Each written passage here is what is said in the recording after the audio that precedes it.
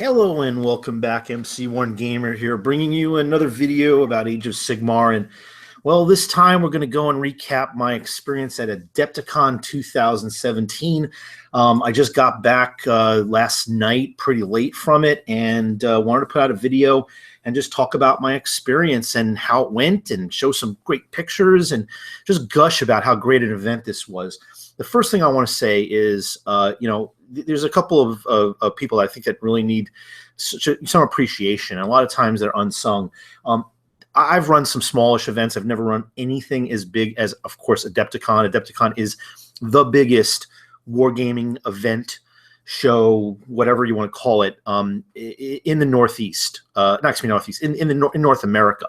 It's Canada, United States, the entire region.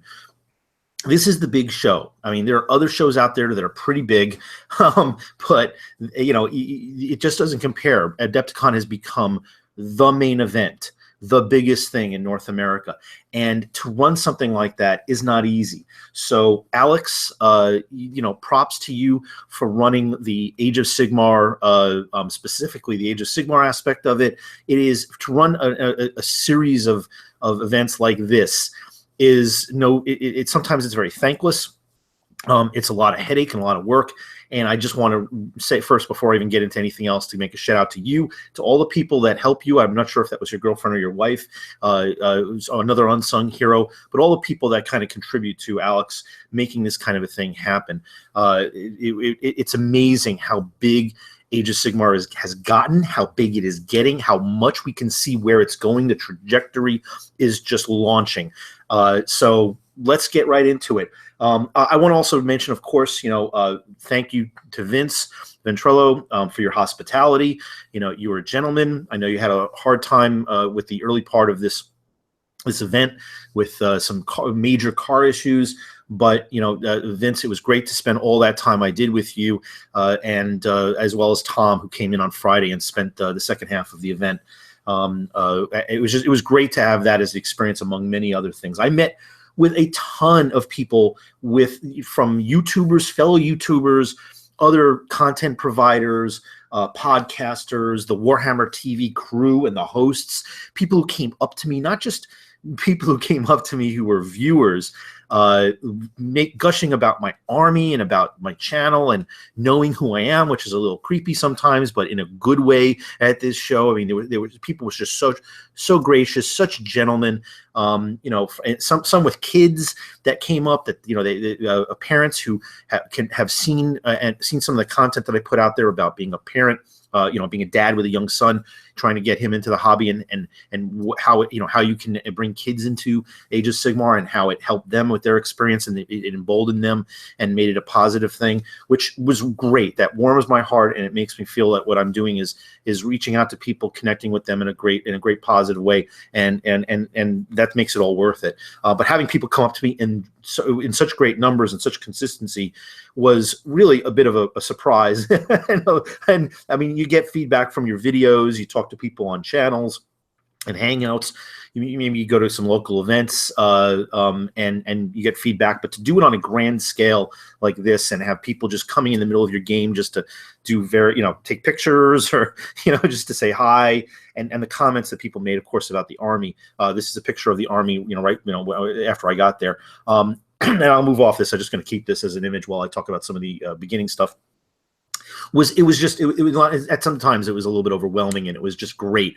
And this army, this has been a work in progress, and this is not even all of it, for so long. And to have somebody like Duncan come over and geek out about his interests, of course, into Bretonia, and talk, just have a conversation, and at one point, and talk to me about my paint job, was one of the highlights of the event. It just was amazing to get feedback from him and recognition from him. To have Warhammer Rob come over and recognize me was also very nice. But it was a fantastic event right from the very beginning for me. And there were beautiful armies.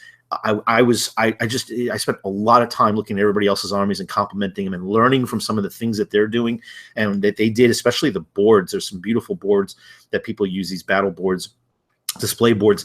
I have a modest one here. It's just a simple graveyard thing, but some limitations in terms of traveling by plane to get to the event. Some of the local people or people who drove, numerous hours had a little bit more opportunity to get something more elaborate, but that's something that I'm going to need to up for my game. I don't think it really comes into play as much when it comes to judging for your for your paint score and whatnot, but it's nice, and you want to up your game when you see people that do such a great job. And that was a big deal. There's also one gentleman who came up to me who he asked me some advice on what he should do with his list. He was going to bring a double Mourngol list, and I said, you know what? Why don't you drop one Mourngol, bring some extra guys in there. It gives you a lot more points. You don't need the 2 Mourngols. The objectives are going to be, a lot of them are quantity based. They're going to be multiple objectives. You're going to be spread out. You're just not going to have the bodies. And he did it, and he did really well at the event. I mean, I sat, at the upper tables for basically the entire event. But, he had leapfrogged over me at one point, which was, I just took a lot of pride. And he came over to me and thanked me for the advice. And I just said to him, I said, great. I thank I appreciate that I'm glad that you took the advice, but, you're the guy who's rolling the dice. You're the guy who's making the decisions. So, I'm really glad to see that it's working out for you and doing well, because that made me feel, it was a lot of pride there that, first of all, there was another Death player that was doing well too. And there were a few of us, not just Tomb Kings players. There's obviously other people that did stuff like what I do. So in any case, great armies and whatnot. Twitter was on fire. I was tweeting a bunch, but everybody else was too. And my phone was just dinging and ringing constantly. It was just the vibe and the camaraderie with everybody was fantastic. So if you haven't gone to Adepticon before, this was my first one. This was a really positive experience. It was a better experience than I had at Holy Wars, but mainly because I drove 12 hours straight to get to Holy Wars, and I was fried for most of the event. It's a shorter event there, but I was a little bit more energized here. A little bit. I wanted to do well. I wanted to not do well necessarily, just in the game, which is, of course, an important thing. But more importantly, I wanted to display well. I wanted to show well. I wanted this army to look good, and the feedback I got clearly was showed me that that effort really came through. And I definitely want to credit people like Vince and Jeffrey Egan and Kieran Dunleavy, the PMP crew and all the people in the PMP that I can't name all of them. There's just so many who gave me feedback and ideas on what I should be doing with my army, and not necessarily for the conversions, because all those ideas I either came up with or I stole from other people's cool ideas over the course of the years.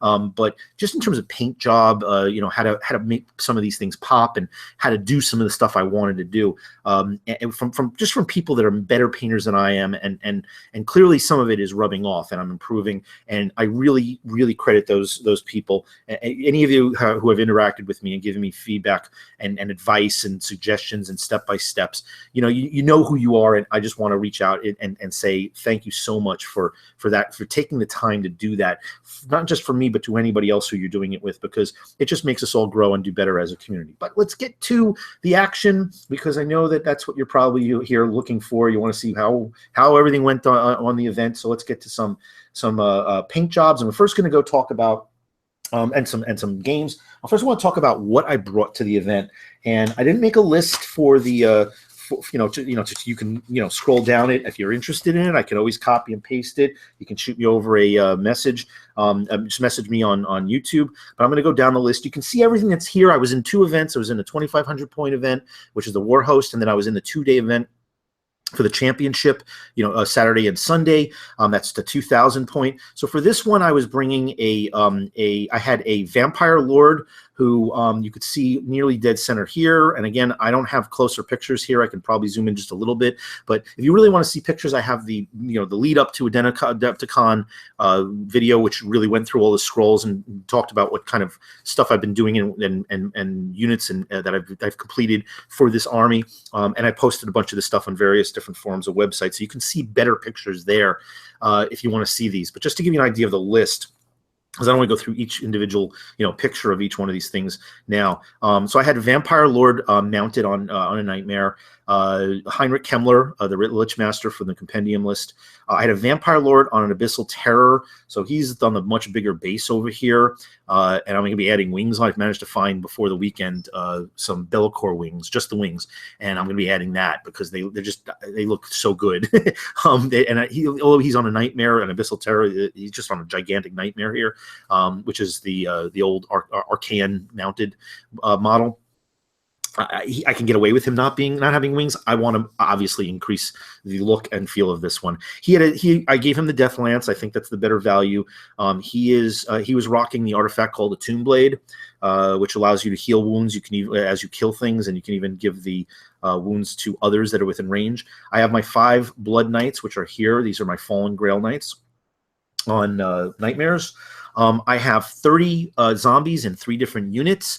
If ever there was a validation that the merging is of the zombies is legal in match play, it is the fact that not one person mentioned it, cared about it, complained about it, gave any feedback about it. It was just par for the course, and that includes the GW people who were playing at the event.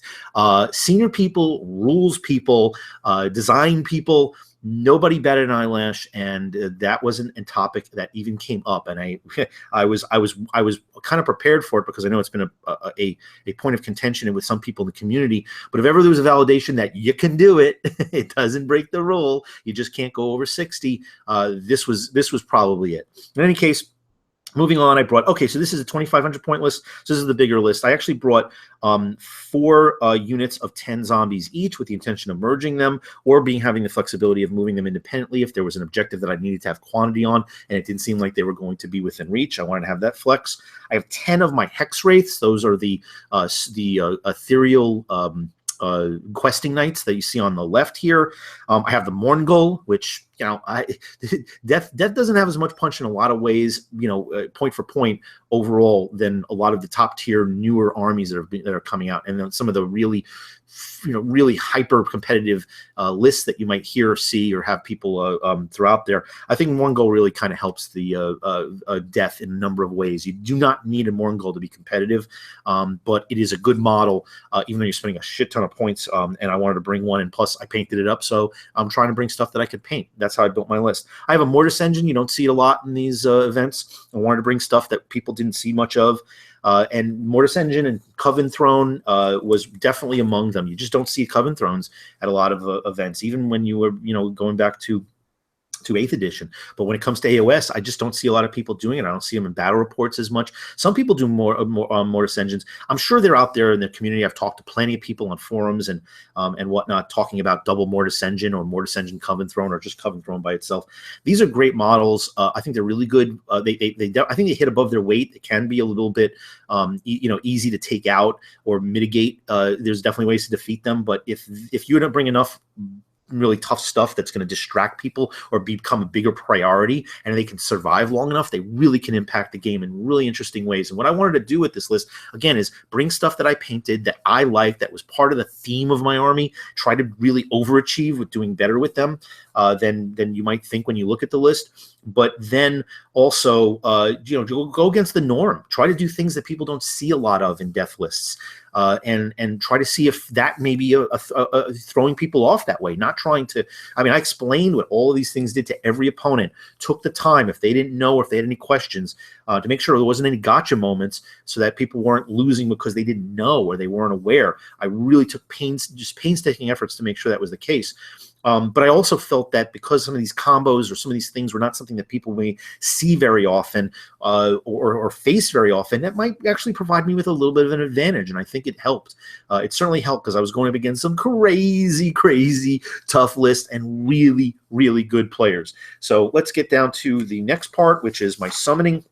The event had specific rules where if you had summoning capability, you had whatever points in reserve that you put aside, the reinforcement points, plus 800 points. That is your pool, but you only could use up to your reinforcement points. So for this event, I had very modest 140 reinforcement points. And the idea here was this.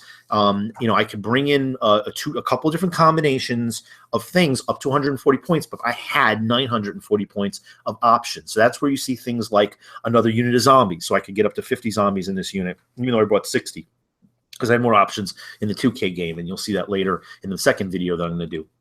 Or I could summon in spirit hosts, unit of spirit hosts at 120. Or I could bring in a unit of carrion. I have my carrion Pegasi at 80 points and still bring in another unit of zombies. So I had options of what I could summon in just to pad, depending on the situation and depending on what I saw on the other side of the table and what the objectives were. So I had that in my back pocket, which was great, but it wasn't a lot of points. But because you had an 800-point pool, gave me more flexibility. I like that. The basic rule for Age of Sigmar is that your reinforcement points do not have to be dictated. Some events force that. In this event, what they did was they didn't force it where it was specifically that 140 points has to be listed. They didn't give you carte blanche, which is what the default rules are. They put a little maximum in there, and 800 points gives you a ton of flexibility. So I could barely fit, as you can see, all the models on this battle board, and that was kind of a joke as well, because I saw a lot of these boards for the 2500 and 2K game, and they were compact, and this one was just, they had room for, so you could see the creativity and the artistry of the actual board. In this one, you barely can see the board, so I didn't spend a lot of time on the board. I just have the graveyard stuff that I 3D printed and painted up on the outside, and really made it about the models. But I want to up that game for the future. Okay, so that was the first thing, and then we had various different scenarios where you had multiple objectives. They were in many ways modifications from the games in the GHB, with the Great General's Handbook, with a couple of twists added onto them, which I think worked well. We're familiar enough with these objectives. We're familiar enough with these scenarios. We've played them to death, but there's a twist on them. They may have there was a primary objective, a secondary objective on each mission, and then a tertiary. The tertiary could be something as simple as achieving a goal at where you could get a lower point score or a higher point score. Secondary objectives were secret, and that was a great twist. That was where you picked from a list of, I think, 7 or 8 choices, where it could be something like you win the objective if you kill your opponent's general. You win the secondary objective, if your opponent doesn't kill yours. If you cause enough of his models to die from battle shock, or units from die to battle shock. If you can get a certain amount of units onto their side of the board in their deployment zone by the end of the game, if you could, things like that. Those types of secondary objectives, which were, some people did it in secret, some people were obvious about it. Either way, if you picked one, you could not use it for the rest of that event. So if I picked the one where I want to make sure I kill my general, or if my general did more wounds overall than my opponent's general, I couldn't pick it for the next game. So you got to pick and choose where you go. If you're going to pick the one that revolves around, for instance, Battle Shock, it's a bravery one. You don't want to do it against a Chaos Demons army or an Undead army, where the braveries are usually 10 across the board. You do that against somebody who's got a really low bravery list, and this helps in many ways for you to be able to strategize on where you can maximize those capabilities. But then you really have to be sure that you want to take advantage of that one, because you may come up with an event or a matchup, for instance, in a future game where you wish that you had that one available, but it's not. Now you've already expended it. So this gave a whole another layer of decision-making capability that I think really helped, again, separate a lot of people, the good generals from the good generals from great generals. So moving on to the first scenario and the first game. We're going to go ahead and let me just show this picture here. This is Caleb Walters. My first game, and this is just when we're walking in the very 8 o'clock in the morning. People are just starting to filter in. You just see this is like half the hall here, by the way. People are just starting to filter in, getting breakfast. We got there early. We saw, what our matchup was. We were like the first people in there among maybe a handful of others. And Caleb just starts gushing about the channel, and he was psyched to, play against me. And I was just, this big giant guy that towers over me, and he's this big teddy bear, and he's just, gushing about Warhammer and Age of Sigmar and whatnot. And I was like, wow, what a great way to start. This guy's going to be fun. He's walking. He looks like he just rolled out of bed. I don't even know if he wore underwear under those shorts. And he didn't have any shoes on, or socks on, and he just, it was hysterical. And his brother was there too, was just looking like the same way. It was like they live at the hotel. It was awesome. And he tells me that he hasn't played many of these games, but clearly, as you'll see later, I don't want to bury the lead. He's a good player. This guy's a good player. Don't let him tell you otherwise. But good guy, and I was very happy that I got a chance to meet him. All right, so moving on, we're going to talk about our armies. This is his Zeech army. He was apologizing that it wasn't fully painted. I said, please don't worry. This is a cool looking army. It's all converted. I was racing to try and finish some of this stuff so it was table ready myself. So I understand what it's like to have a converted army and try to finish painting it or get a game worthy. So he was, just pouring out about that. Caleb, I love these conversions. I can't wait to see this thing when it's finally done. This is all Christmas themed, by the way, which I thought was just epic, the fact that he did this. But of course, it was Zeech also, so I'm like, oh God, my first game, and of course, I am facing Zeech. And I built my army specifically to take on Zeech. And I don't think I went over the details anymore about, and I forgot to mention something on my list. I'm going to actually go back. I also took Neferata, so my apologies for zipping through that. I just glossed over that. I took the Vampire Lord and Abyssal Terror and Neferata. So my theory on this was I know I'm going to face some Zeech armies. I know I'm going to face some Stormcast armies. I know I'm going to face some fast-moving armies, but I really need to try to maximize my capability in neutering my opponents when it comes to their to-hit abilities. So you can see I also have some Vampire Bats in the upper center. I wanted to put as many -1s or 2s on the board to people's attack rolls so that I could mitigate their ability to do damage to me. I have a fast-moving list, so I have a number of units that can go 10 or 12 or 14 in their basic movement phase. I have the Vampire Lord on Abyssal Terror, so he can do a double. He can give a double move from a spell onto one unit, so I can really move across the board, which was a nice tactic that I use a lot to create effect. And I have some things that can do damage while healing me from like the Mortis engine. And then Neferata has her bubble 15-inch in every direction, a -1. The Mortis, the Morngol has his that could be a 1 or a 2. It's only 6 inches, but you want to get him up in your opponent's face anyway because he's very resilient. So there's a lot of ways, and with the Vampire Bats for shooting, I can throw those up there to really kind of stymie people with shooting. I want to try and minimize their ability to do damage to me. Try to match them with speed if they're a high-speed army, and I have a lot of abilities to heal or regenerate back losses, as well as things that can't do that. Like for instance, the hex rates, they're just very hard to do damage to unless it's for instance mortal wounds. And if you're going to direct your mortal wounds at my hex rates, that means you're not directing against my characters or other stuff that can do some serious damage. So I was trying to force my opponents to make some serious decisions. Okay, so moving on, this is the army that I was facing first game, 2,500 points of Zeech, Disciples of Zeech, and wow, I did a video on this with Tom recently. It was like, what great luck. I'm facing a Disciples of Zeech first turn, which is what I didn't want to face at all.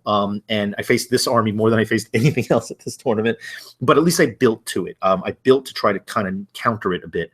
I can handle some of the mortal wounds, not all of it, but now I know I'm going to be taking lots of losses. This is the worst case scenario, but with the mission involved, I've got to focus on the mission.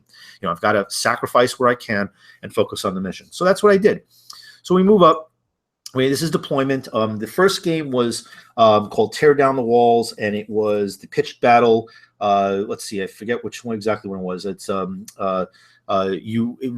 it's dividing line is normal, but the key to this was there was a structure on either side of the board, whether it was a piece of terrain or a building, and that was like the stronghold, and it had like 30 wounds and a bunch of defenses, even versus mortal wounds. If you could destroy that thing, you gain a major victory if you're the first one to destroy it. If you do the most wounds to it, you'll gain a major victory. But there's ways that your opponent can come back as well. And the secondary objective was, I was like, you know what, I need to kill his general anyway, so I've got to focus on that. So that's one of the things that I would put out there. I wasn't sure if I was going to be able to, but I looked at some of the other options, and I didn't think I was going to be able to achieve them very easily. Plus, I didn't know the prowess of my opponent, even though he's coyly said that he's only played like maybe 8 or 10 games of Age of Sigmar. Clearly, he has a long-standing history of playing games, whether it's 40K or otherwise. So it's easy to slide in that way. And then so here we go. So my deployment again was basically to try to get all of this within my synergistic ranges, and then and gun for the stronghold and try to leave enough forces next to mine. These are the strongholds. His was this chapel over here. That was his stronghold. And mine was this hill. And we were supposed to bring our own markers. Each person was supposed to bring their own at least two markers for any of these objectives, because all the objectives required markers. And so you couldn't have it like a piece of dice. It had to be at least a 25 mil or 32 mil round base, and you could decorate it any way you wanted. So I made mine a little pile of skulls because it was fitting. So he could destroy this this hill as a stronghold. Then if I could prevent him from doing that while doing more damage against his, then I would at least achieve the major victory, and whatever else that goes on there, I'm not concerned about. So that was my primary goal. So I have summoning to put up.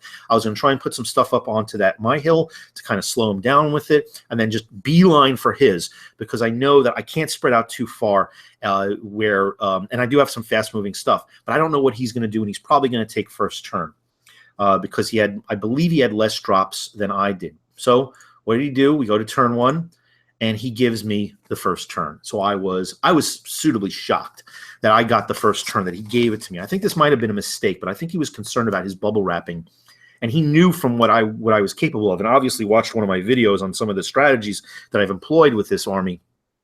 So he knew that I could first strike him pretty quickly, get up there pretty quickly, but I couldn't do it with everything.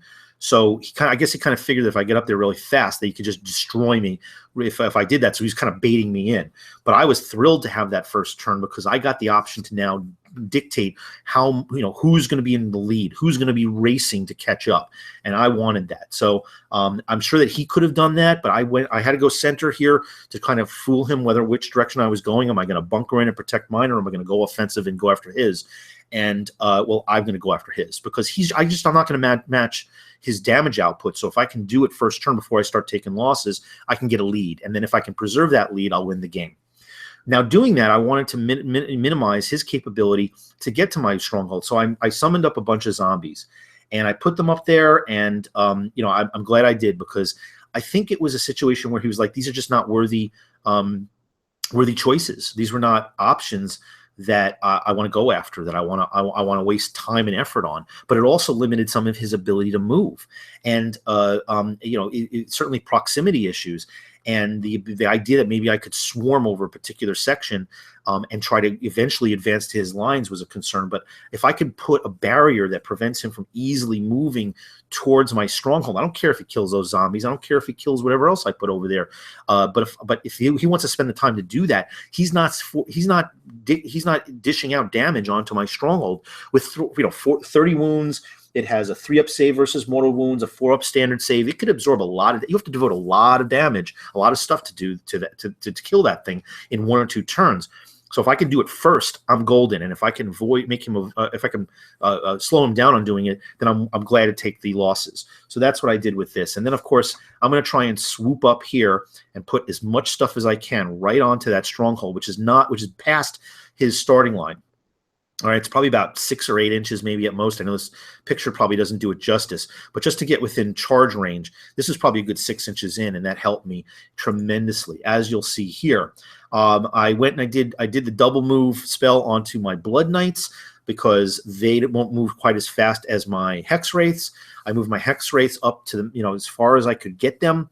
And then just moved the rest of my zombies up to the second unit. I have 2 units of zombies here. I've not merged all of them together. I didn't merge the summon ones because I wanted to make sure I could move with the ones that combined, 40 that combined here, and just make a cloud. Because even though if he kills them off, if I can deny him board area, I'm good. Then I threw the Mourngul up to the right.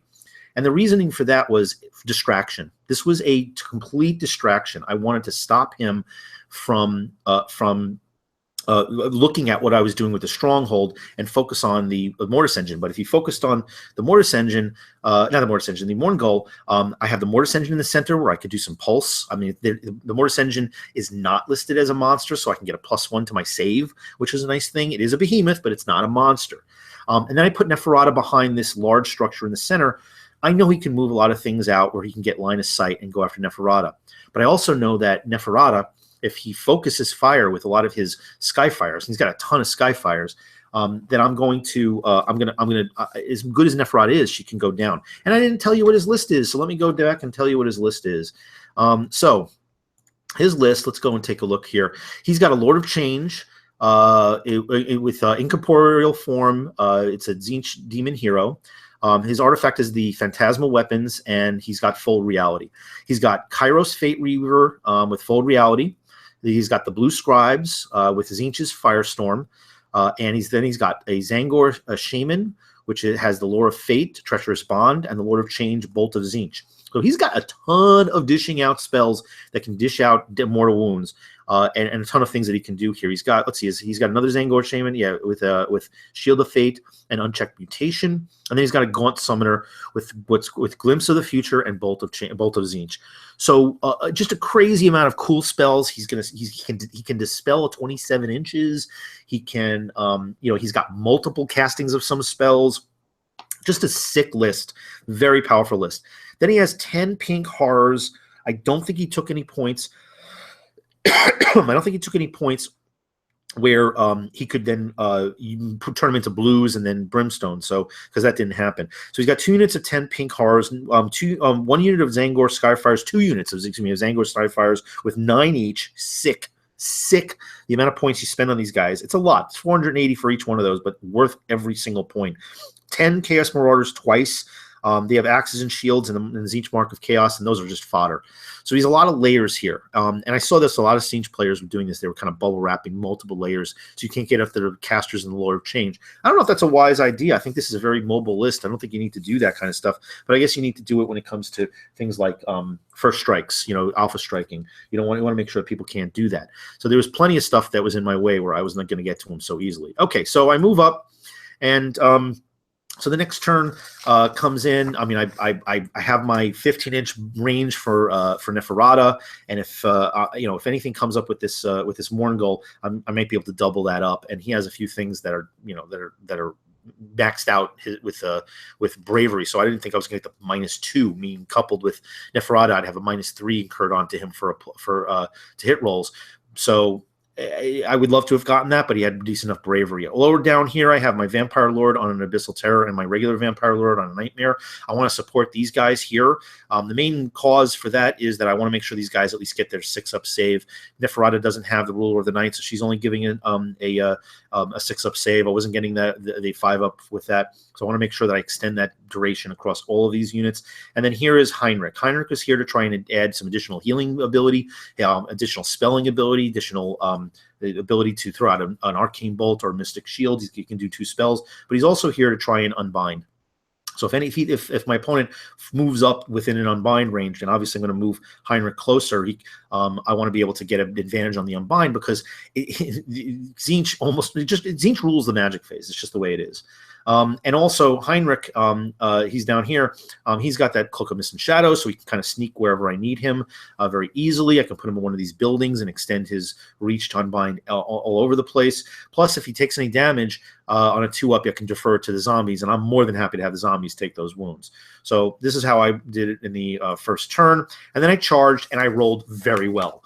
I was able to get both the Blood Knights and the Hex Wraiths, and you can see I put up the Mystic Shield on the Blood Knights, and I used also the Mist, the Dark Mist on the Blood Knights, and this was a fantastic combination because Blood Knights have a +1 to their save, but only if there's no rend. But the Dark Mist makes them immune to rend. So now they're a 3-up, unrendable. Okay, doesn't matter. They're unrendable and they can fly. And I doubled their moves. That's why they were able to get in on the first turn with this. And I Mystic Shielded them. So they're sitting up on a 2-up, unrendable, and now they're out of range. They're out of range for any mortal wounds saves. I don't even get the 6-up save on them because they're just too far from any characters. But I don't care. I need them to do the damage on the attack, and I need to. And they can do it on their first charge. After that, they're just kind of attrition. But if you want to go and swoop over here and spend the time to try to kill them off, great. But then I have the follow up with a good large size unit of hex wraiths. And if he wants to go and devote a lot of points to them, I'm cool with that too. I need to take 30 wounds off of this thing though. So, and I do. I drop a ton of wounds. You can see there's Caleb's face when he sees if turn one how much shit is sitting on the stronghold objective. Okay, so when in the end, out of I think 30 wounds, I think I did in the 20s. In the first turn, which was phenomenal, and put him on not tilt, but on his back heels. All right. So his turn comes up and he just starts spreading out. And obviously he's trying to move his Skyfires to the point where he can just start obliterating my Blood Knights. And if he can do it, there's 15 wounds there. If he can do it, then they're gone. If he can do it where there's even one guy left, I could start bringing guys back. And that just means I have a better chance to finish off his stronghold by turn 2. But if he wants to start putting damage down on my Hex Wraiths, great. Because I've got stuff on the middle and side of the board. They're going to come in and help out. And he's already starting to bring out some of his casters. He created a line with his pink horrors to kind of blunt any possible charge from my zombies, which I had no intention of doing. And then of course, I just want to say, look at this great conversion job here. This guy is casting a spell with basically Christmas presents. I cannot wait to see this when it is finished. When it's finished, Caleb's going to send me a picture of it, and I've had some viewers that have said they want to see this. I think he did a great job. I mean, yeah, I don't care that it's not fully painted, but this is going to be a beautiful army when it's done. Okay, moving on. He takes off the Blood Knights right away, and he needed a lot. He devoted a ton of effort to do that. I'm fine with that. I knew that they weren't going to survive that long because Tzeentch can just dish out so much. But I did. The Blood Knights did what they needed to do. So even after losing them, the whole unit's sitting here now. I'm okay with that. I think they a lot of points lost, but accomplishing their goal. I'm just happy that I was able to do so many wounds, because there's been times that I've done my, I've put those guys into their charge and they've flubbed. And then the effort is lost. It's gone. The option is gone. And unfortunately, they don't do as well and after the first turn. So he moves around his Skyfires to try and swarm through anything else that I have here, and he finishes off my Hex Wraiths. But think of the amount of shots and damage that would have gone into my Mortis Engine, Neferata, my Vampire Lord, my zombies, everything else.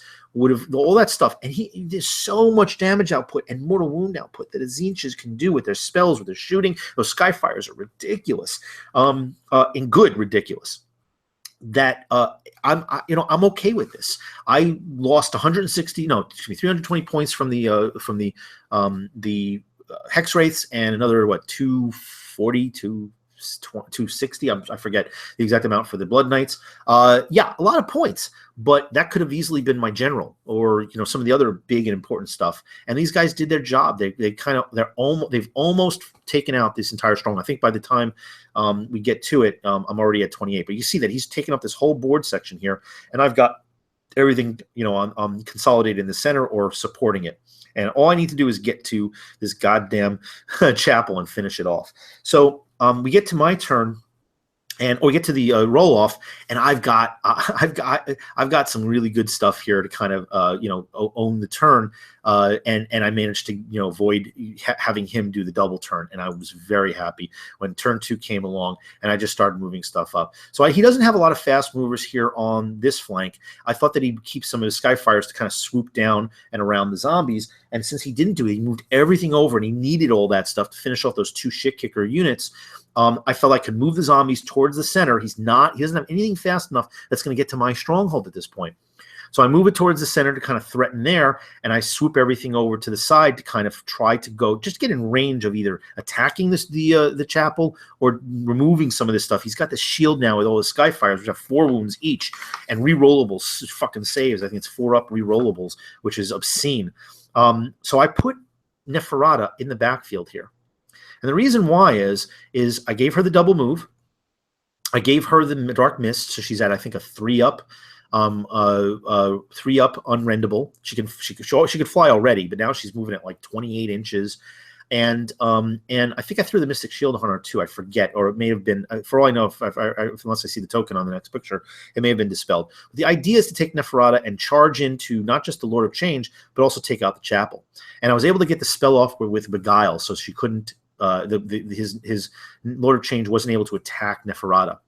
No, excuse me, no, didn't do that. She doesn't have that spell. But the idea is to try and get in there. Oh, and I have my Mortis engine here. You can see where, and you'll see the damage where it can pulse. It can do this big explosion with mortal wounds in a 9-inch radius, which you can see there's a lot of stuff here. And then it can do a once per game. You can do that every turn, that regular one, but once per game it can do this bigger one, which does, it's like 4d6 range, where it can do die 3 mortal wounds to each individual unit within range, and those characters that adds up, with whatever else you're doing. But it also can heal any damage that has been done to me. Now I don't remember if I did that here, but I know I used it. So and to great effect. So it must have been turn 3. So I may have popped it, because you can see there's a lot of stuff missing. There's a lot of stuff missing. So I charged in with the with Neferata, started just attacking the chapel as much as I could. He managed to get, I couldn't get the Morngol in there, and I had to get these characters in here. And between the Mortis engine, which can do mortal wounds with its spirit hosts, the ones that are holding the bone cage up, and these 2 characters I have here, I really thinned out the herd with what he's got.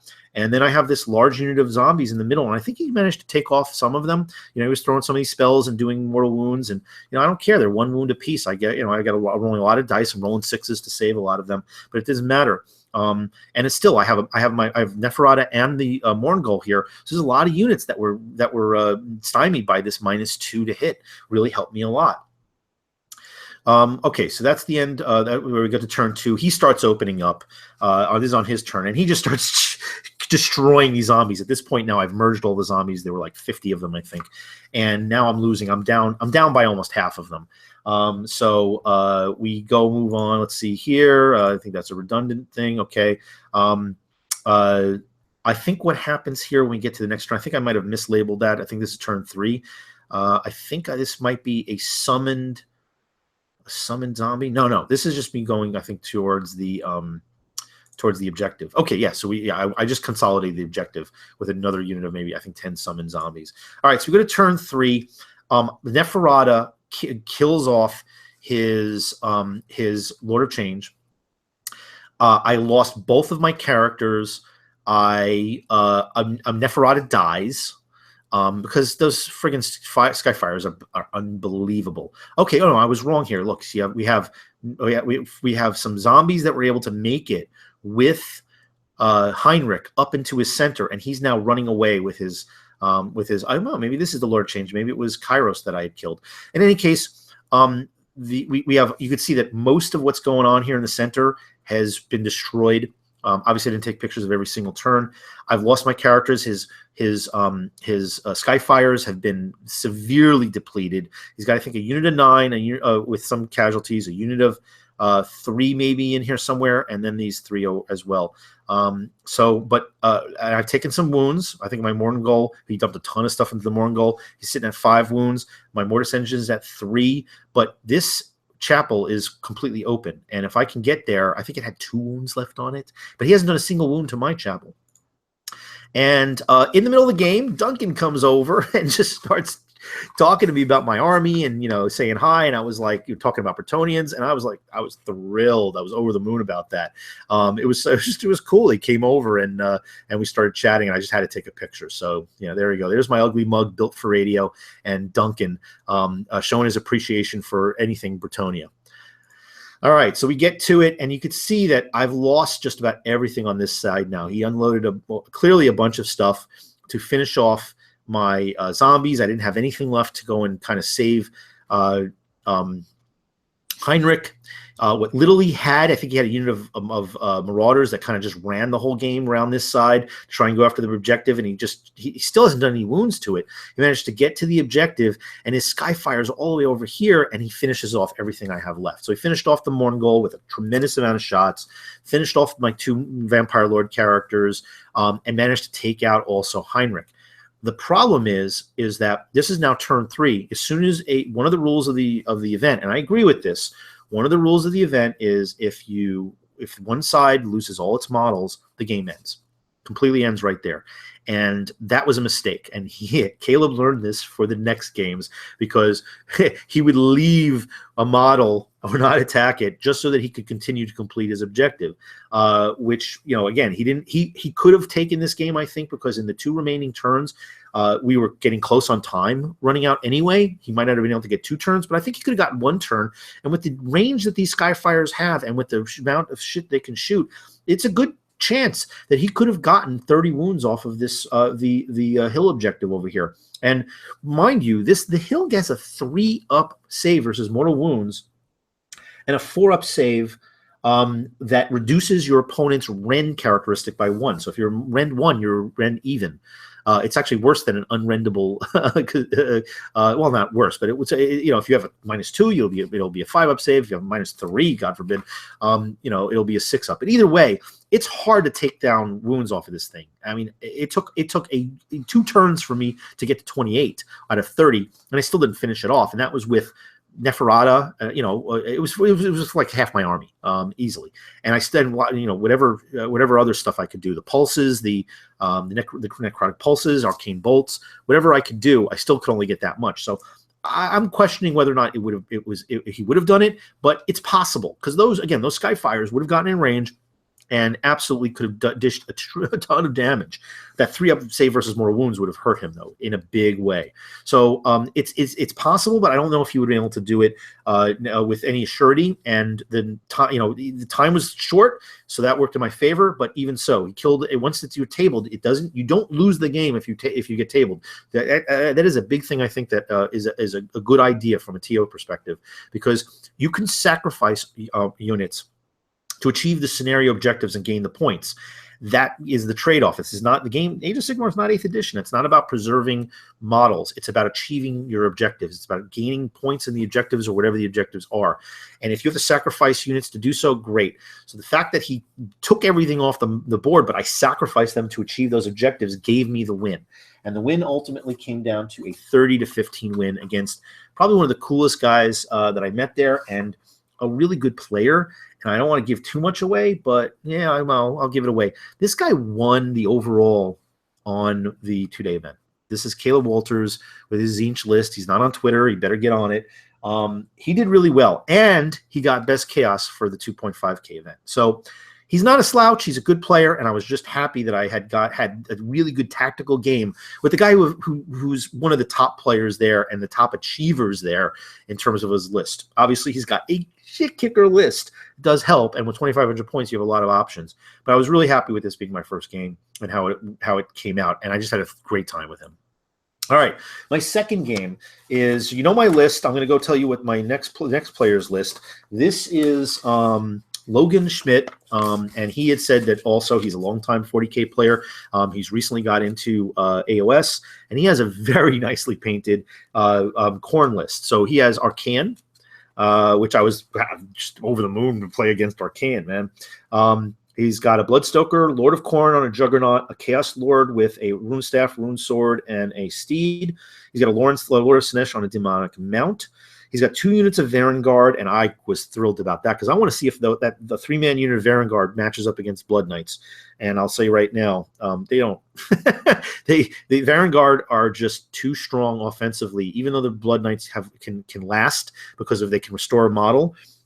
They can't last long enough. Their ability to stay is not strong enough. I mean, if I had a generic character with the 5-up save on top of their save, it would have been fine. But the Varangard have Rend, which really severely reduces a Blood Knight's armor class. So Blood Knights go down fast, and the Varangard can dish out more than the Blood Knights can survive. So the Blood Knights got to get the charge and really take out the Varangard, and that matchup is something that kind of clouded my decision here. I made a boneheaded mistake, and you'll see in a second. So he's got 2 units of Blood Reavers, 1 unit of Mighty Skull Crushers. Oh, no, he's got 4 units of Blood Reavers. Now, he needed this for Battle Line because I was surprised he didn't try to combine these and then find some other way to get points in that to get his Battle Line somewhere else, because the Blood Reavers are more effective in quantity units. But it did give him some versatility, and we all knew going into this that there was multiple objectives in this game. So, good guy, good army, and let's get to it. So I line up as such. I know we have the two different objectives here, which was, I think this was, let's see, let's see, pitch battle. I think this is no, this was the 4 places where you have like the heroes. No, I don't know if this was the hero one. This might have been just quantity. This is the points objective, where if you could take your opponents up here, you get 4 points. If you get 1 point for one that's in your deployment zone, and 2 for each of the outer ones. So the goal here is you've got to make a decision. You need to bunker your own so your opponent can't get it, because that's where you can get the most points. And you've got to find a way to either take both of the middle objectives or run in and get the opponent's objective while taking one of the side ones. And that's the way to do it, and accumulate those points. And if you can do that while denying your opponent, you win. So that was my goal. My tertiary here was seizing territory, so I just needed to get certain models onto his side of the board and have them be surviving by the time the game ends. So great, that worked out. That was a good one. I forget what his was. And I took a picture also. I took a picture with everybody there. Again, there's my close-up mug selfie, but I wanted to make sure, and then you can see that there's the Warhammer TV guys in the background with all the lights. So I want to make sure I get everybody I played on camera here, because if they were cool dudes and good-looking armies, I wanted to give them just the ability to show their face. So here we are. He gave me first turn. And or maybe I won first turn. I forget. But a little bit of a blurry picture. Again, I wanted to kind of get within range of this 6-inch mark of this marker here, but not close enough that he can get an easy charge on me. Hey, if he can charge it, great. I'll let him take it, but I want to make him work for it. And I just wanted to get these 10 guys. They didn't merge up. The other group did, because I want to go in and solidly control the lower objective, and then start taking the other middle objective and start making my way in towards the middle objective. But of course, as I do from time to time, I made a impulsive decision to try to take those Blood Knights and charge them at his Vanguard to see how that would turn out. And that was just stupid. You'll see in a second. What I should have done is let him take the charge against my Hex Wraiths and do a follow-up charge with my Blood Knights, which is what works really well, because the Hex Wraiths may take losses, but a lot of times they'll just absorb tons of damage. I managed to get a Mystic Shield on them. And then what I'll do is next turn, if they survive, I'll fly over, get those on 6s, mortal wounds, and then be able to do a charge if I can get farther enough away, if I don't have to run. Charge in from the behind, and then charge the Blood Knights in from the front. So if all that works out over the course of the 2 turns, I usually destroy units out utterly, and it can crush an opponent. It doesn't always work, because of course you're playing somebody. It's some things you can't count on anything, but there you go. And then I consolidate up here because I wanted to kind of distract him here. Yeah, if you want to try and separate, you got this nice shiny stuff over here, but it's just simply zombie, so maybe we'll ignore it. So I'll get those points. And I'll start consolidating here to kind of swoop around. I felt this was his weaker side. He has 2 units of Blood Knights, of Vanguard, but he's got Arcane. And I think this was a Chaos Lord over here. This is a strong area here, but they're not incredibly fast moving. I don't think those Blood Crushers are quite as fast as even the Vanguard. Mistake I made was I summoned in some Carrion, and they can't be targeted when they first come onto the board. And I want to try and snipe off his Bloodstoker. I just knew the stoking was going to really be a problem. And I was able to get them out there, get the charge on, and they flubbed. They did 1 wound. And he only had 5 wounds, and not such a great... I just rolled poorly, and that was awful. Because I figured if I could take that guy off, it's going to really substantially reduce the effectiveness, because that Bloodstoking ability is really nice. And I knew that I was going to lose these guys. I would trade the 80 points to take out one of his synergies, because it's only 80 points for the Carrion. But the Carrion, of course, died immediately, so there. Okay, so I slam in, and I couldn't get them all into all the Vanguard, so I had 4 of them go after the Vanguard, and 1 go after these Bloodletters. The result was fairly dramatic. Let's see if we get to that picture next. So here, I just put the what's it called again? The Carrion on top here, just because we had the proximity. Once you get stuff in the building, these guys aren't monsters. They're not. They were perfectly legal to get inside this building, but it didn't matter. It really didn't. So here's this great picture. I just wanted to show this awesome looking picture of my host getting ready to charge Arcane's line. This is, I think, in the midst of our rolling. I just took a shot. You can see that he's missing a Vanguard. I killed a Vanguard and wounded a second one. The attack back, I think, did minor damage. I think I may have lost 1 or 2 of my Blood Knights, but of course I lost all the carrion, but didn't achieve. Yeah, I only lost 1 Blood Knight. So I managed to get 5 points. We go to his turn, and of course he moves right in with Arcane to go after my Mourngol, which I was fine with because he's going to have a -2 because he's in range of Neferata. That's going to severely limit his ability to do damage. And then, of course, I have the ability to Soul Spirit Blight, I think, from my Vampire Lord to try and reduce 1 attack from each of his for everything on his profile. So I really wanted to drop him in terms of doing that.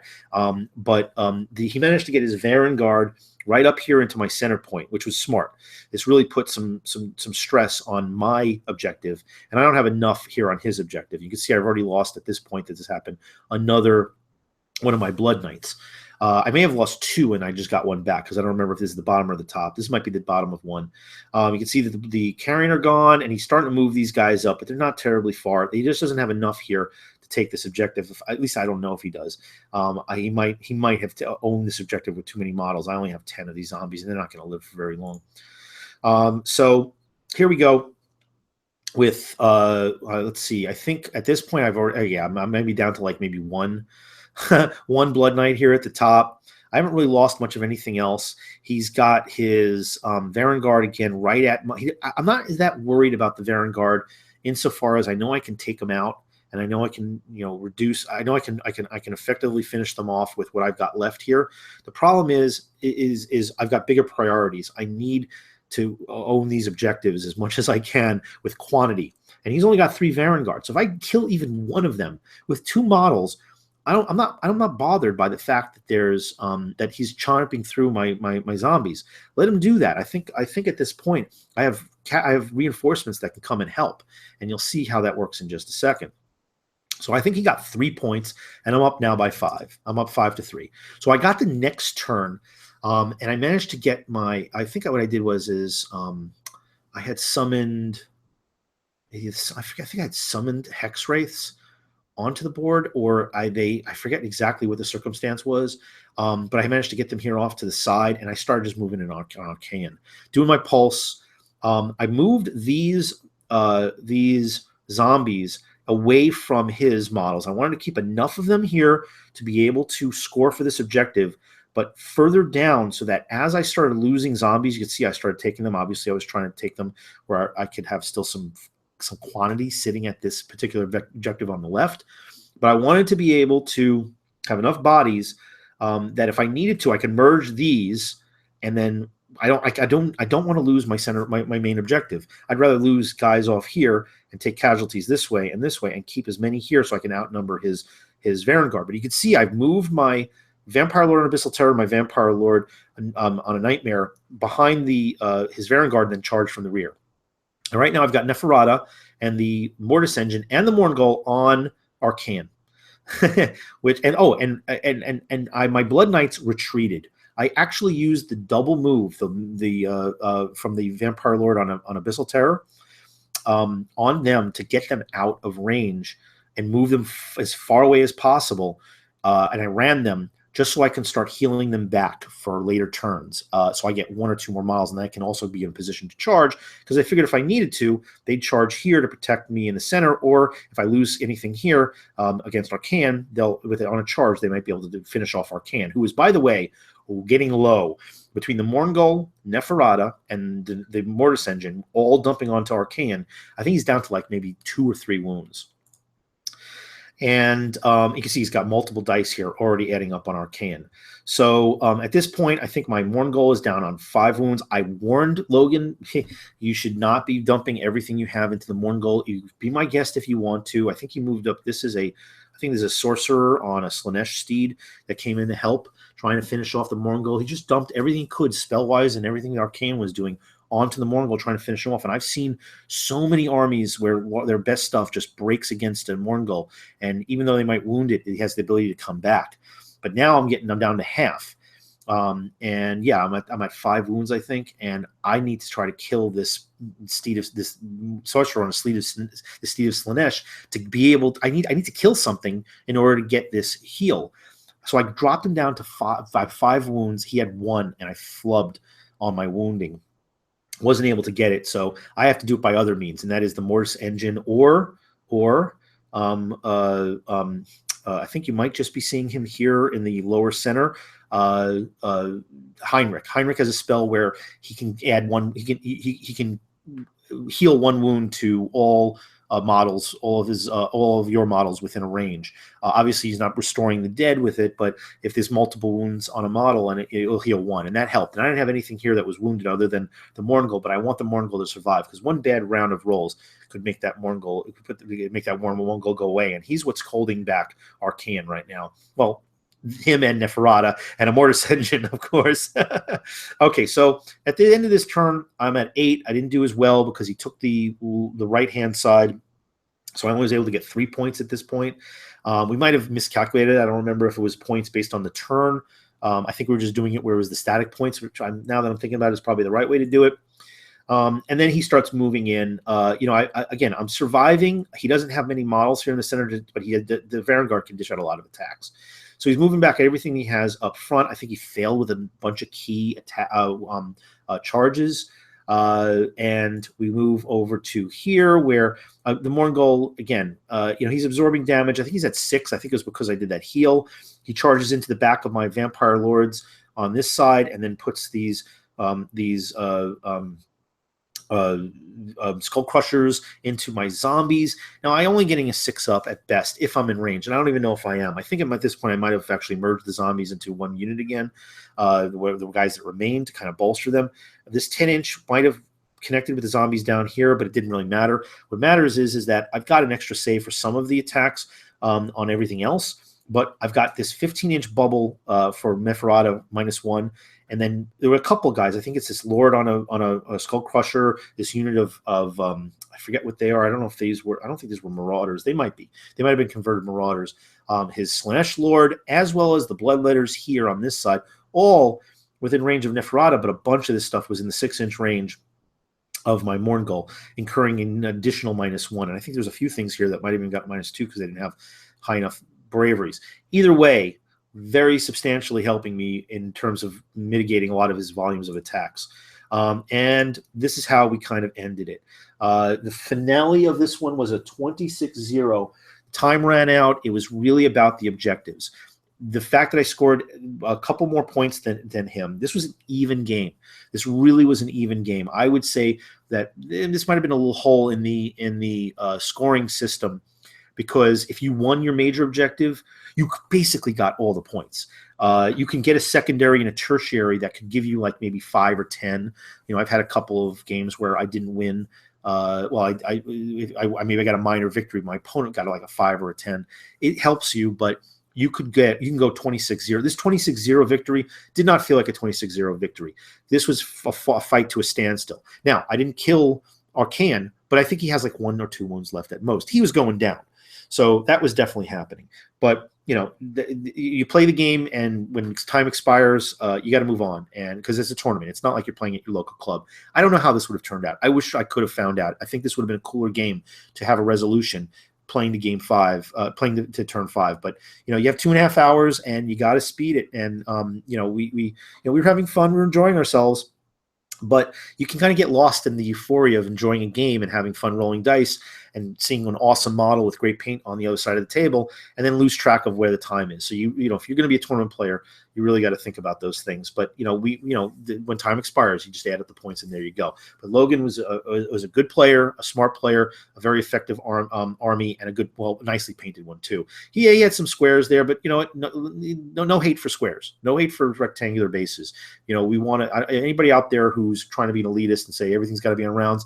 Yeah, I like to see rounds. It looks better, but who gives a shit? So please don't be that guy. Whatever. I don't care. Whoever, as long as there are bases and as long as they're nicely painted, I'm thrilled. And even then, I'm just glad to see that Age of Sigmar is growing, because I know some people are making comments about that. And there's been some talk about trying to spread the love of don't shame anybody on bases. Just be happy that they're playing and move on from that prejudice. Over time, people will be converting over to rounds, especially as they buy new armies that will only be brought in with rounds. So organically, that's going to happen. All right, next game. This is against Zinch. This is the last one I'm going to do with this video. So if you've lasted this long, bear with. This is one of the most beautifully painted armies I've seen. And it was a pleasure to play against them. But it wasn't a pleasure to play against another Tzeentch player. This was an escalation game. It tremendously changed how both of us were planning on playing. But I got to tell you, this guy, his name is Jason. You've seen him on Guerrilla Games with Ash. And you've seen him on, you might have seen him on Mini Wargaming as well. Or the Game with the Cooler. By the way, Game with the Cooler, dude came over, said hello, shook his hand. He hung out for just a little bit to watch the game, which I thought was nice. Tall dude.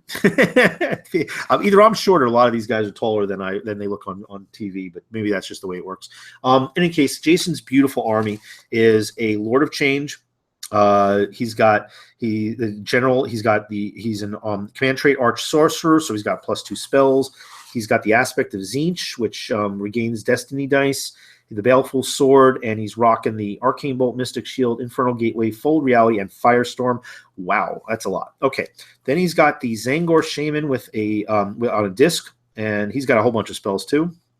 He's got a Zangor Shaman with a Glaive on a disc. He's got a Gaunt Summoner with the Wellspring of Arcane Might, and spells he has got Glimpse of the Future and Infernal Flames. 30 Zangors. So this guy definitely knows how to play Tzeentch, because those 30 Zangors are they are a blender. He's got 10 Chaos Marauders, another 10 Chaos Marauders, another 10 Chaos Marauders. I believe, let's see, he's got, this might be his other list. No, he's got the Zangor Coven Battalion, which is only 40 points. And then I believe this might be his summoning. I can't tell. Oh, no, this is not his summoning. He's got a Zangor Enlightened, which are 3 guys. They're a little like the Zangor Skyfires, but on crack. He's got 3 Zangor Skyfires, another 3 Zangor Skyfires, another 3 Zangor Skyfires. So in total, he's got 9 Zangor Skyfires and 3 Zangor Enlightened on discs. Unit of Flamers of Tzeentch and a unit of Screamers. Yeah, that's a nice army. That's a tough army. So he goes ahead, and we were deploying on an angle, and it's escalation. So we had to bring out our units in thirds. And like an idiot, one of the thirds I brought out was zombies, because I'm thinking, oh, I can merge some zombies, and then I realized that I only can bring out, I think it was 4 units. What am I bringing these guys out for? This is not about quantity necessarily. I got to get some tough stuff out and stuff that can move. But I already put them down, so I left them there. I should have waited. I definitely should have waited. Then in each turn, the next third of your army comes out within 3 inches of the board edge, but they can move. They still can move. They're not stuck, which is fine. So we move on, and here's the picture. There's Jason. Again, there's my ugly mug. We move on. So I believe I got first turn. And, of course, I moved back my zombies. And I had Heinrich, I had Neferata, and I had my zombies. He had picked, I believe this might have been a Zangor unit, 30 strong, which was smart, because he had volume, he had quantity there. And he's going to try to, with these two, there's 3 different points on the table. You need to control 2 of the 3. That's how this works. All right. You can kind of feint with one, but if you can control the other 2, you're going to win. So it was smart because he could kind of spread out with a large unit, 2 wounds each. They can do some pretty good damage, and I need to stymie them. But I was worried about his shooting, so I hid Neferata behind this large structure. One thing I will say, I think there was too few scenery pieces on each table, but enough that it made the game effective, so there was at least one blocking piece or a good spread of hills and woods and other things. Definitely not too little. But I think that there should have been a few more pieces or a few more larger pieces. But it's hard to do that with 120 tables, not 60 tables with enough pieces of terrain on the table. So you got to forgive them for that. The tournament organizers and crew. For the amount of tables they had, they did just fine.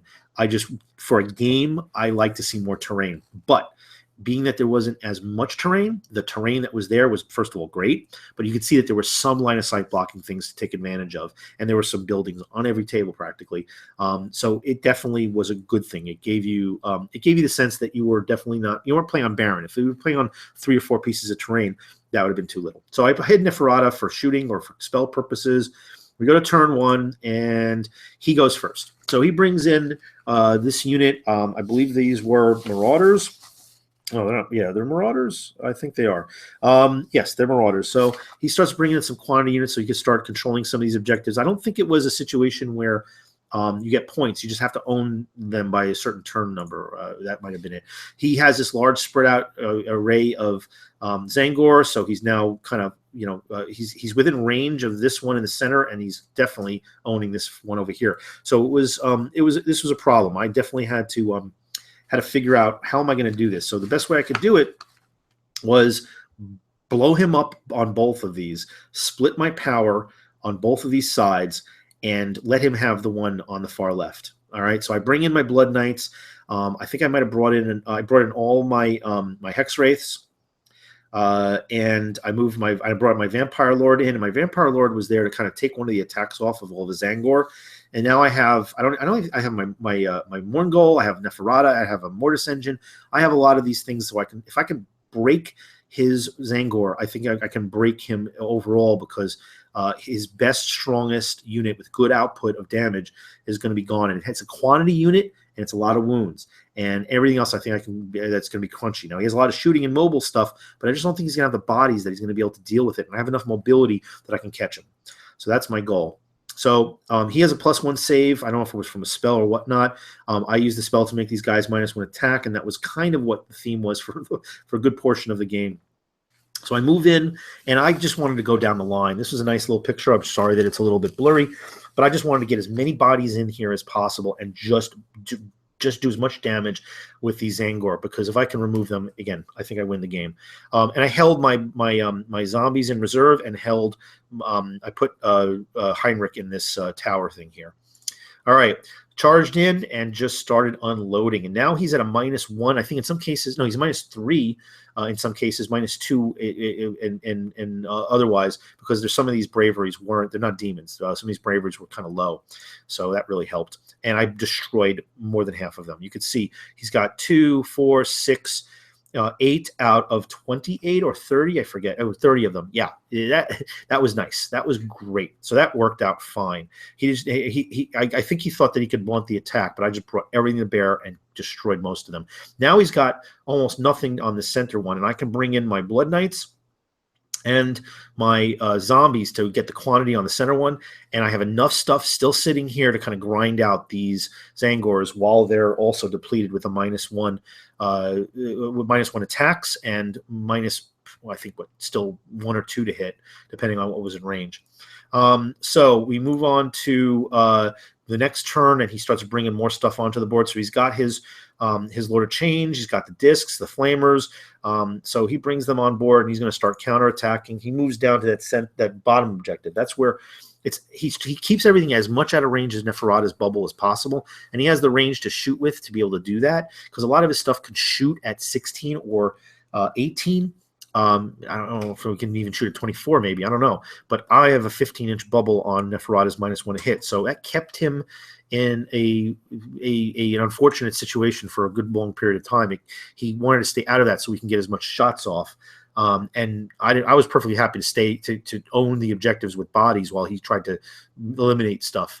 And that worked out very fine for me. We get to turn 3, and he wins it. He brings in I get everything else, and I'm a little worried now, because if he's fast moving, he's still got a lot of shooting. But this board edge here, if I can get there, he's only got these are all casualties here, I think.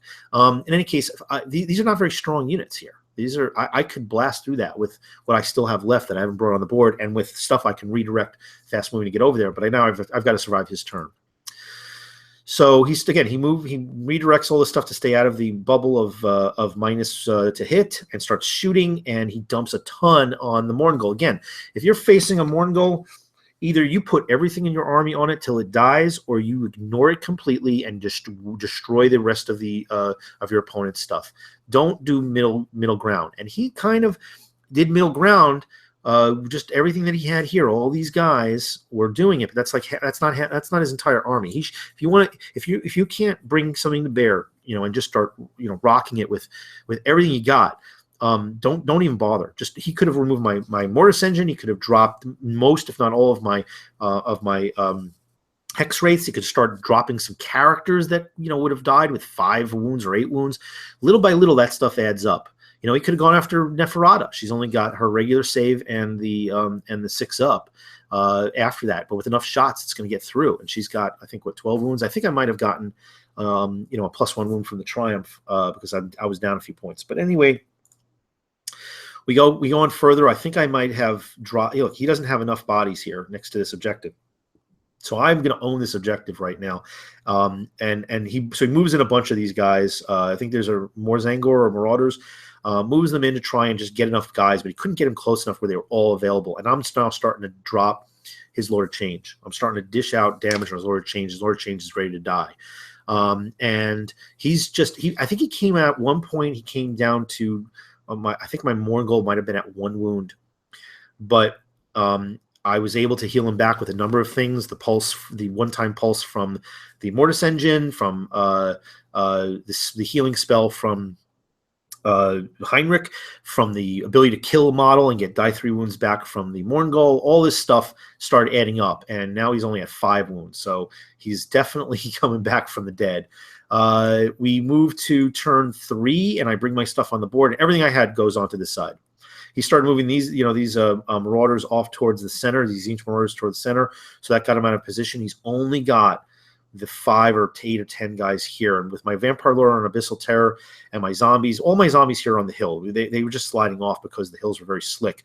And I have metal discs on the bottom of them. So this is the outer edge of where the zombies were. And this is the closest we could get on the board. I double moved the zombies so that you can get within charge range. I only have 4, but I was able to get an 8 move. I didn't run with them. I need to get a charge. If I get enough bodies within 6 inches of this objective, I win this objective, and that will solidify the game for me. And then there's just a horribly blurry picture here. Sorry. Everybody's trying to get to this objective, but he's stuck because he's got a big footprint with his Lord of Change, and I'm starting to swarm his Lord of Change. But he just doesn't have enough bodies. I managed to get enough bodies here. I move Heinrich eventually over to this way just to pad it. So I've got this objective as well. And the center he owned at one point, but I managed to get my Blood Knights in. And now whatever losses they've taken, they're now healed up. So he's got these Screamers here, and some of I think these might have been the 2 units of 3 Skyfires, but they're not all in range to be able to even get this objective. So I can lose this objective and win the game. But of course, I want to keep it. But he's got a lot of wounds, but more models than I do. But I think, you know, I can preserve this because, again, I'm going to heal back models. It really depends on the timing. But between my Lord and the volume of zombies that I brought in here, I was able to drop this to only a few. So now he has a choice. Does he help in the center with his Marauders, or does he come back to help against those zombies? That's not the greatest of choices. I would have gone towards the center. I forget what he did. And I think this might be the end of the game. Let me just go take a look. Nope, it's not. Let's go back. So I think what happened was I still had these zombies still sitting here that I don't think took any damage, and I just kind of held them back. Because I knew that if I left them in large enough range, if this is about quantity, he would have dropped them and removed them. And you know, Jason's a smart player, but you know, I gotta believe that he would have seen the quantity issue and started dropping what was clearly a lot of shots instead of dumping at the Morgul if they were in range. If he could have gotten to them and mitigated the ability for me to come back and try to take the objective near the end of the game. So. I start moving these guys, the zombies, up to kind of help the Blood Knights, who have taken some losses. I think that I may have lost 1 or 2 of them, but again, they're coming back my next turn. And now he's gone. He's out of bodies here on this objective. I now have at least the 2 objectives. I think he still owns this center one, but I now am threatening to take it over with more. So these Tzeentch guys, they're not going to go towards the left here because they just don't have enough power to drop my zombies. But they need to get to the center here because even if they don't kill zombies, they need more bodies to be able to contest it. And now I've owned this side. I'm on this side of the board. I've finished off his Lord of Change. I think he's got 1 model here, but I'm locked up in combat. So unless I retreat out, you know, which I would definitely have done, I'm not going to lose this objective. I own this objective. And when we come down to it, I think when we came down to it, it was a 4-4 tie. But then we go to points destroyed, and that gave me the win. So that actually solidified the win. So this was another game that was close. I think the ultimate point was 30-15, mainly because I also got the secondary and the tertiary. All right, so I didn't get the max points on a victory. I think what I got was a minor victory because then it defaulted to points. I would have had to have one more point. So Jason was able to minimize my ability to maximize, to get the most points, but I was able to build it to get back whatever points I would have lost because I was able to secure my secondary and my tertiary, and he at least got his 15 to keep him in the running in wherever he was in the pack, not be without any points. So I'm glad he got at least some points, because for an even game like this, I think if it went another turn, it would have gone in my favor much more, critically. But I'm happy with how it turned out. And I had a lot of fun. He's a good guy, and certainly a good player, and a beautiful army. One of the best painted at the show. I think he might have won an award actually with it. I don't remember. I'm not sure if he won one of the best painteds for Chaos. I don't remember, but he certainly would be deserving if he did.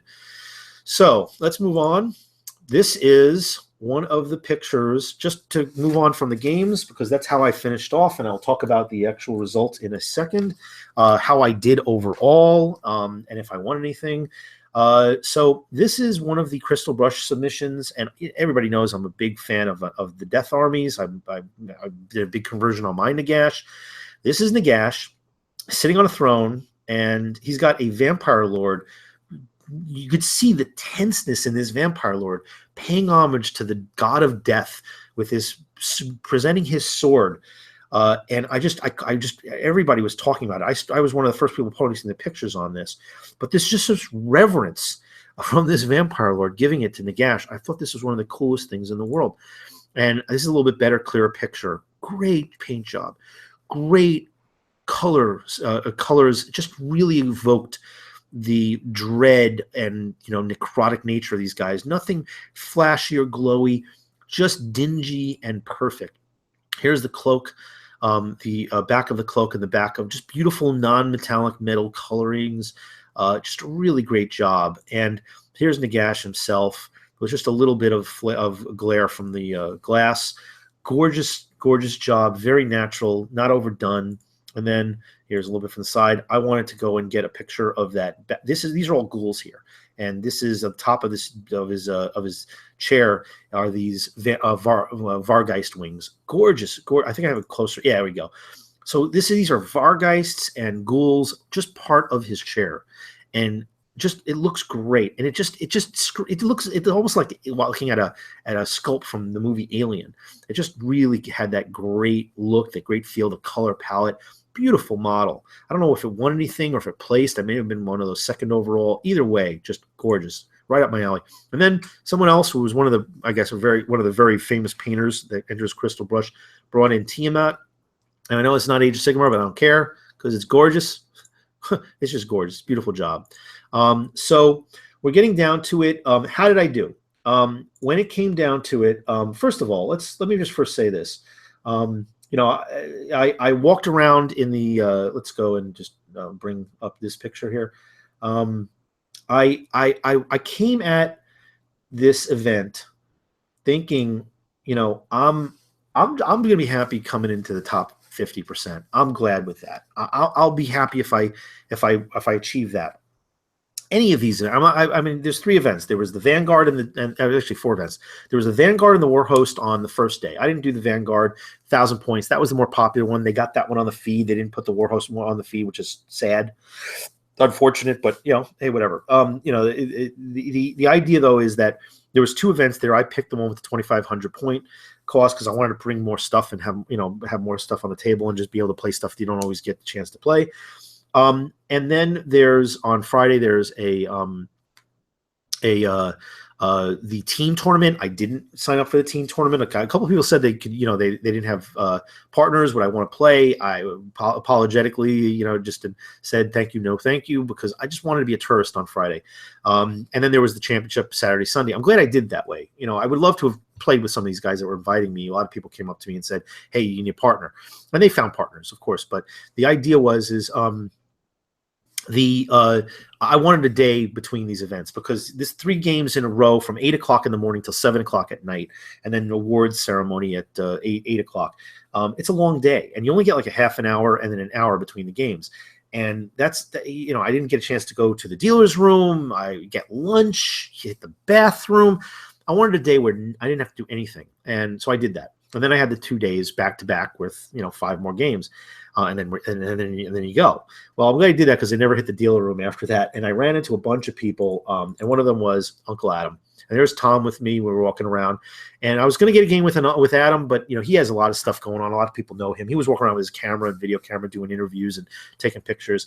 Nice guy. Again, I must be short, or everybody's just a lot taller than me. But it was cool to get to see him. Adam, I want to do a show with you.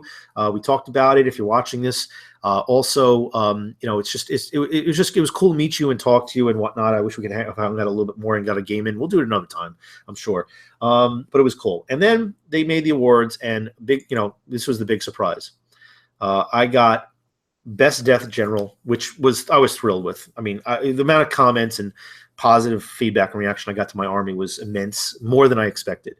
It was really nice. When you work very hard, I could see why some of these real big tournament painters, what fuels them. I mean, on a local level, I'm always trying to get people to paint more. I've been procrastinating for several years with my army, getting distracted by new stuff that I've been painting, and not finishing up this army, spending a lot of time converting to. And it's really cool to get an award with, for the best Death General, but a lot of it it's not just your points, it's also paint score and sportsmanship. So those things all play into it. So you need to do well in all those areas. So with the paint score, obviously must have helped. I think I maxed out on paint because everything's converted, and there's a lot of blending and shading and a lot of love went into play. I said a lot of blood, sweat, and paint when it goes into these models. So. And I credit it really to a lot of the people who helped me learn how to paint and paint better. But I was thrilled that I got the Best General. And I got second overall, one spot, like maybe just a handful, I think like 2 points under for the best overall. And the best overall was the guy who played in the first game. No, I think he wasn't best overall. He was he was best for Chaos. He won the best overall in the singles 2-game championship. So Caleb, man, I beat you in that first game, but I want a rematch. You did really well. You cleaned up, man, and you deserve it. But I want a rematch. But either way, I can't wait to see his pictures of his list. This was awesome. Beyond having Duncan come over and Rob come over and say hi and chat for a bit. And Duncan come over and just geek out a little bit about Bretonia and the fact that they're Bretonia undead, which was fantastic. Meeting a lot of people for the first 2 days that I speak to a lot of times in Hangouts and on in messaging, and people coming up to me and saying hi, recognize me, and and just being absolutely cool people and like they wouldn't be cool, but just being able to meet people, and all those people that I said, hey, message me, say hi. Just let me know who you are, just in case, so I can put a face to your name, because a lot of times on your profiles, you have a picture. But also being able to get a little bling. I was thrilled to get a little bling. So I walked away with this. The rest of the event didn't matter. It didn't matter what I would if I won anything in the championship. Now is all gravy. I just wanted to have fun, good games, and I wanted to at least contest. I don't want to have to be in the top tables. But if I was at the top half of the game, great. I'm doing well. If I was in the top 5 tables, phenomenal. And I will say this: I'm going to do another video when I'm going over the championship. I did really well. I mean, I did do well. There's certainly some blunders, mistakes were made, but I think that might have been the case for everybody. There's very few people that were able to rack up maximum points and sit at the top table or to first or second table. I think I sat in the top 5 tables for the entire event. But how I turned, what else happened, I'm going to save for the next video. And please feel free to like, comment, subscribe, and just reach out if I met you. I just look forward to more of these types of events. And hey, another big deal, just so you know, one more thing. Met up with a lot of the big community people, a lot of people who are tournament organizers and event organizers and YouTube and podcast and forum people, personalities in the YouTube community. And we had a private meeting with the design and community team for Games Workshop on Saturday night. They brought in food and drink, and we all sat around and did some stuff, just talked about a lot of stuff. Amazing access, just awesome guys, a lot of good laughs and a lot of good insights. almost none of which I can share or will. But I will say this: there's some amazingly cool things coming, and I am just absolutely over the moon of the community interaction that the Games Workshop people are showing, displaying, and the immense growth that Age of Sigmar is seeing as a result of not just where the game has come, but knowing where things are going and getting an insight into not only just what's being planned, but the openness and availability to engage and help people like us try to grow the community by the company that in a lot of ways we revere. A lot of people out there can be critical and and in some cases can even be a little nasty. I've tried to look at things in as positive way as possible, and when I do feel negative, I get very passionate about it. But it's amazing how night and day it is over the past 18 months, especially. But ever since Age of Sigmar, first came out, it was such a rocky road. The night and day of where things are now, as well as where things are in terms of Games Workshop's intent and follow through on trying to make sure they engage with the people who are so rabid and dedicated to this hobby. It's a great time to be part of this hobby and involved in this game. So thanks for tuning in, everybody. Have a great day.